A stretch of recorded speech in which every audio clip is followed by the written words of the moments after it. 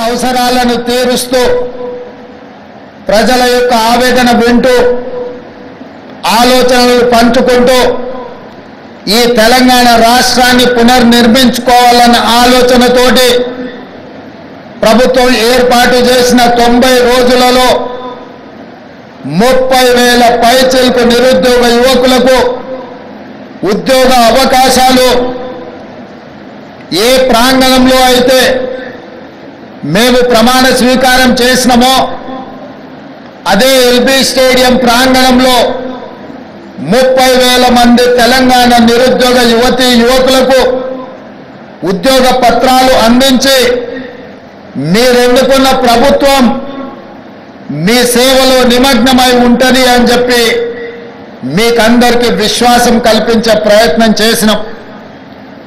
ఇదే కాదు, ఈ 30,000 ఉద్యోగ నియామకాల పత్రాలు అందించడమే కాకుండా గ్రూప్ 1 కావచ్చు, గ్రూప్ 2 కావచ్చు, గ్రూప్ 3 కావచ్చు, డిఎస్సి కావచ్చు, పారామెడికల్ సిబ్బంది కావచ్చు, ఇంకొక 35,000 ఉద్యోగ నోటిఫికేషన్లు ఇచ్చి ఈ సంవత్సరం పూర్తయ్యే లోపల వాళ్ళందరూ కూడా నిరుద్యోగ సమస్య తీర్చి ఉద్యోగ నియామక పత్రాలు ఇవ్వాలి అని ప్రజాపాలన మా ప్రభుత్వం తీవ్రంగా కృషి చేస్తుంది.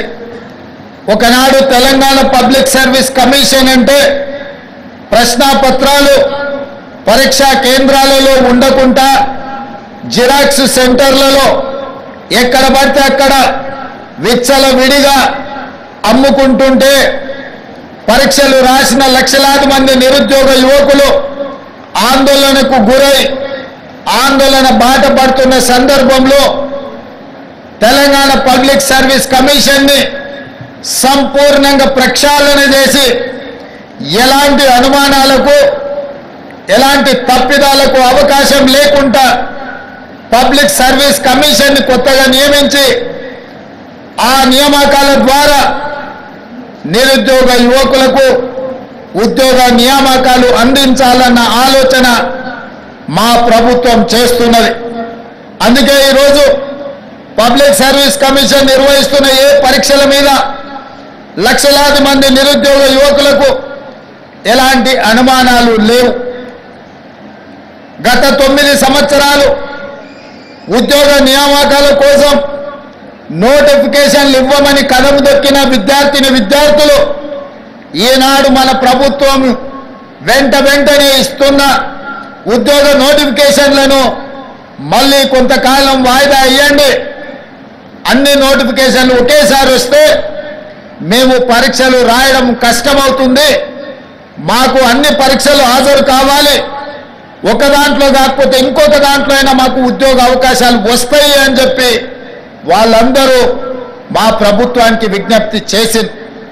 అందుకే గ్రూప్ 2 పరీక్షల్ని వాయిదా వేసి మీకు అనుకూలమైన నిర్ణయం తీసుకోవడం జరిగింది. ఆనాడు ఉద్యోగ అవకాశాల కోసం కదం దొక్కిన మీరు ఈనాడు నోటిఫికేషన్లు ఇవ్వడంతో శిక్షణ తరగతులలో మీరు నిమగ్నమై చదువుకుంటున్నారు. అందుకే ఈరోజు తెలంగాణలో నిరుద్యోగ యువకులు ఉత్సాహంతో ఈ ప్రభుత్వం మాకు ఉద్యోగాలు ఇస్తుందన్న ఆలోచనతోనే పరీక్షలకు తయారవుతున్నారు. ఈ నేపథ్యంలో తెలంగాణ రాష్ట్రం నూతనంగా ఏర్పడ్డ రాష్ట్రం అభివృద్ధే కాదు, కొన్ని అవలక్షణాలను వ్యసనాలకు బానిసలైన కొంతమంది వ్యక్తులు స్వార్థ ప్రయోజనం కోసం తెలంగాణలో డ్రగ్స్ కానీ గంజాయి కానీ సైబర్ క్రైమ్ నేరాలకు కొంతమంది పాల్పడుతున్నారు. ఇట్లాంటి ప్రత్యేకమైన సందర్భంలో దాదాపుగా 540కి పైగా ఎస్ఐలు ఏఎస్ఐలు ఈరోజు తెలంగాణ సమాజానికి సేవలు అందించడానికి మీరు ముందుకు వస్తున్నారు. అందుకే ఈరోజు మీ పరేడ్ చూసిన ముఖ్యంగా పల్లి భాగ్యశ్రీ మీ పరేడ్ కమాండర్గా ఈరోజు ప్రదర్శించిన నైపుణ్యం మీ అందరిని చూసిన తర్వాత నాకు సంపూర్ణమైన విశ్వాసం కలిగింది.